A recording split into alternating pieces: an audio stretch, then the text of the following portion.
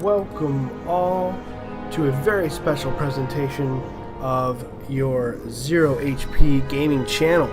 My name is Ian, and today, the 4th of July, which is the day in 1776 where the 13 colonies of what would be the United States declared their independence from the British Empire.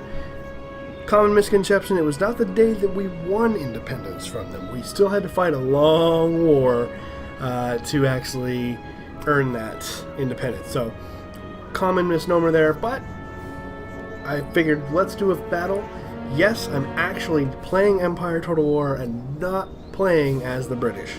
A very rare occurrence, so savor it while it lasts. Now, I just wanted to quickly go through what we have here.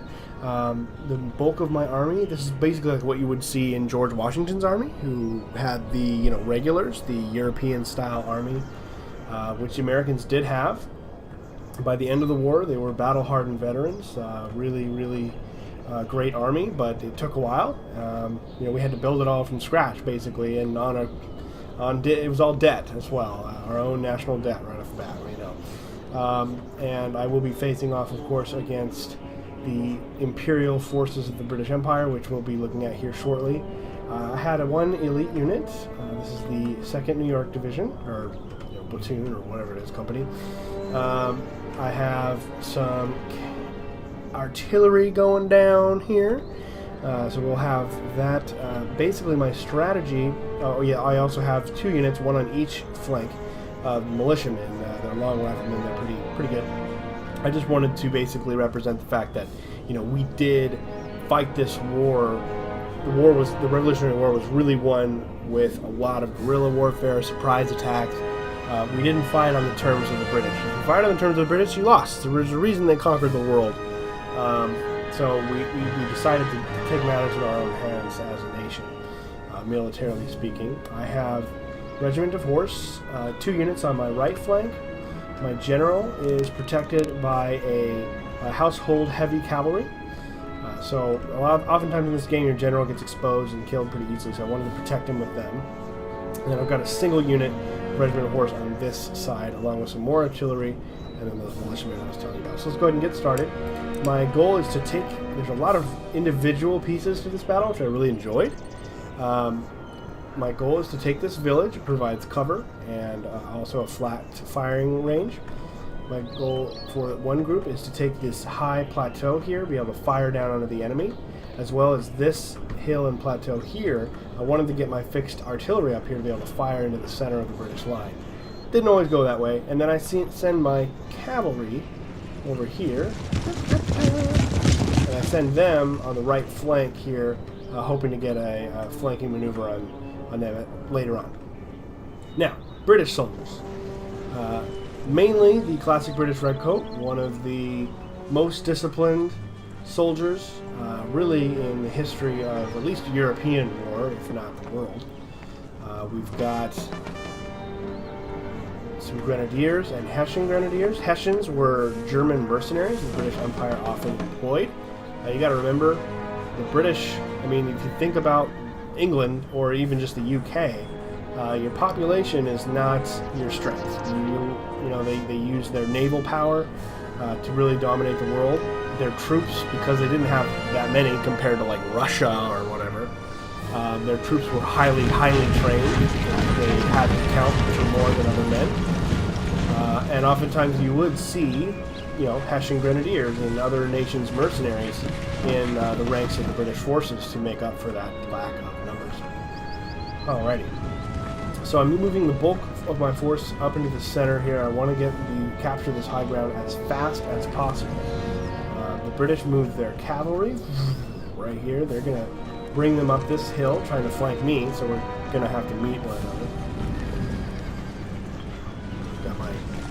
The artillery takes so long. Look at how slow they're walking. You can't tell me they go a little faster? And marching forward here. British. Gray, hazy midday here on the 4th of July. This is not any kind of real scenario. This is just something that I put together. Now they react, they want the village as well, so, you know, that happens often in tactics. So we're going to bring 3 units, looks like all line infantry, up into this area to try and capture this village as well. So I'm already almost there. Got these soldiers moving up into position. I want to capture the high ground here as fast as possible. This was a tough mission, or a tough battle to control, because it's a really long line. It's not all just on a single flat field. It's all over these different hilltops. So now the British cavalry charged up this hill before I could react and attacked my men here, attacked my militiamen. But I brought in my cavalry from behind, and so we were able to flank them and get in there. So that was so that's going on in the right flank right now. Our cavalry is battling it out.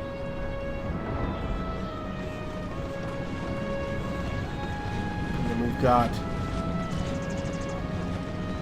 ready here. I got captured some high ground. I didn't want to push in too far and get isolated or surrounded and lose units. You know, I could if I push here, and they might come around me and just kill them all. So I wanted to make sure that I wasn't too aggressive, which is what you want to be in more melee-based sort of wars, earlier sort of wars. I've got my militiamen way out here. They're gonna sneak up along the flank here. Save them near the end of the battle. I've got infantry unit just kind of looking for an opportunity. Cavalry unit. And then I've got this line here. We're trying to get in this village now because I didn't see. Looks like they pulled these units back a little ways. And the battle has started in the center line, as you guys can see here. I began firing on them, and the interesting thing here is I started getting my firing going before they were even really set up and ready to go. And the reaction of the British forces is pretty interesting, actually. Because they're just losing men. They're not even not able to get up in line. Oh my god, they're just getting fired at from both sides. And see, these guys got set up. Their left flank got set up. They're going to fire back. So that's pretty much even. But because they were not able to get in, they're just losing, sustaining heavy casualties, just getting shot. They react with a very surprising decision. I don't know if it was desperation, but they just go full bore, and they're like, and eventually here, they're just going to attack my center line like full force. And it seems like a stupid, foolhardy move, but it actually starts to work for them here once they actually do it. There they go. They're going to fix bayonets and just come in. And I was like, what? I was not expecting that at all. And so we'll see how that plays out. My cavalry won that battle, and I'm now going to move them up on the flank. The main battle here, so you can see they just begin to converge on this. And surprisingly, they managed, there's a gap in my line here, and the British will flank us. That was an interesting fight. And then I'm like, oh shit! So I'm trying to plug this hole over here. And then I'm firing down on these guys who are, I don't know what they're shooting at. Now, battle for the village. This little hamlet is being contested. I have captured the hamlet. I now have to defend it from the incoming British troops. They're going to try to flank me, so I moved a unit up here, which was originally facing the wrong direction because I was about to move down there. So we'll move these troops in order here and fire on them.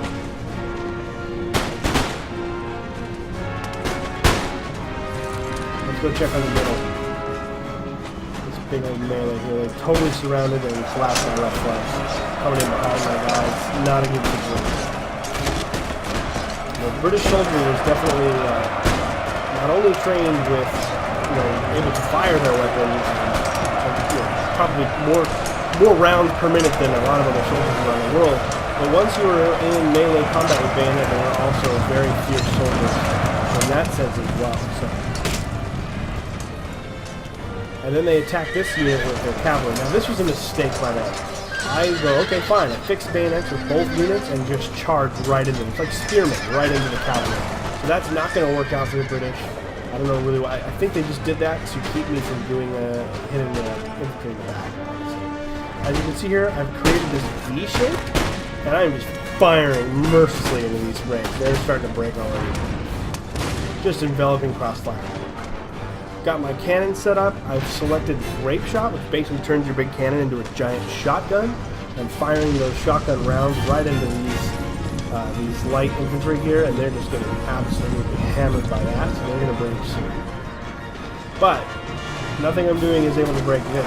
We are getting our ass kicked right now. As you can see, we're about to win this battle here. Now, if we move back over to the village, I have won that engagement and I'm moving up. Now, when I did that, these two units chased after the retreating unit of line infantry, allowing a grenadier unit that was up here to slip by through my line and get in here. So I'm going to need to address that.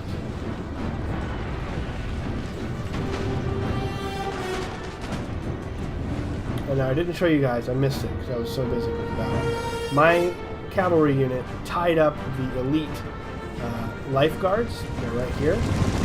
They destroyed me, but I did tie them up and they were not able to join this fray. So sorry I didn't show you that. It's just kind of a lot of stuff going on. So I broke their cavalry, and look what happened. Boom! Charging now. I've got them surrounded. Basically outflanked the flankers. So we've got them surrounded. And I've defeated these units. So I'm able to move these troops up and begin firing into their back and charging in here. So suddenly that switched around for me. We were able to defeat them here, and this center is going to collapse almost immediately. They're not going to be able to handle that. Now, these grenadiers are snuck in. Here's the unit I have fighting them, and I snuck another unit up behind them, and I'm now firing down into their ranks. Now, I don't know what's going on here. I guess I just want to fight in a here.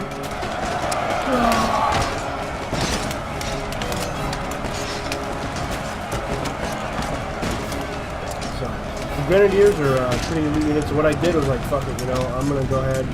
They were trying to flank me over here, so I took my heavy cavalry toward this light infantry. They don't even see us. Look at this. They're like, oh, we're gonna flank them. Oh my god! And they run away.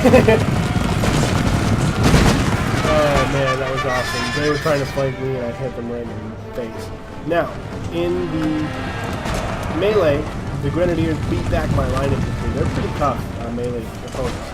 So, what we did is I attacked them with fixed bayonets from behind, which distracted them. And then I'm sending my general unit right into the back of the grenadiers.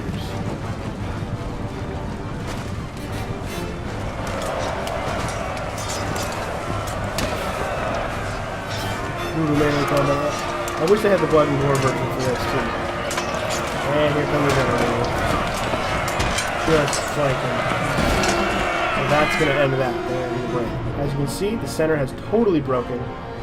We collapsed their center, and we've got they're pursuing them. And I have fixed bayonets at the artillery forces, which need to be taken down. Same is going down here. This unit of linemen actually came back with almost full force. I fired on them both from the village and with my long riflemen, my basically militia. I snuck up and they didn't do anything in the battle until there, and they helped break this unit. Okay, and then there's more cavalry here, so I charge them. Let's just close with them as quickly as you can to avoid unnecessary casualties. There's no point in going. This is their general unit here, so he's like, no thanks, I don't need any part of this giant group of American soldiers. Alright. And that's pretty much the battle now. We've got this whole thing just about won. The general unit, there's the general right here. No thanks. Unit, the noble general has died brave. My general died in combat against the Grenadiers, but it didn't matter because we won. So that, everyone, is our fun little battle just for the July 4th. I hope you all have a great, safe holiday. Don't drink and drive. Eat some good food. But, hey, if you don't know too much about it, maybe look it up, read a little bit. A lot of people think that the Civil War was why we celebrate July 4th, so don't think that. That's not true. It was not. Civil War is different. It was a lot later, about almost 100 years after. And it was about us declaring our independence from the British Empire. We were colonies of their overseas colonies of the Empire, and we decided we didn't want to do that anymore. So thank you so much for joining me. Keep an eye out for all of our Total War Let's Plays and trailer watches and everything that's coming out. And again, have a great, safe July 4th, and everyone has to go back to work on Tuesday. But hey, let's enjoy our Monday off. Take care, everyone.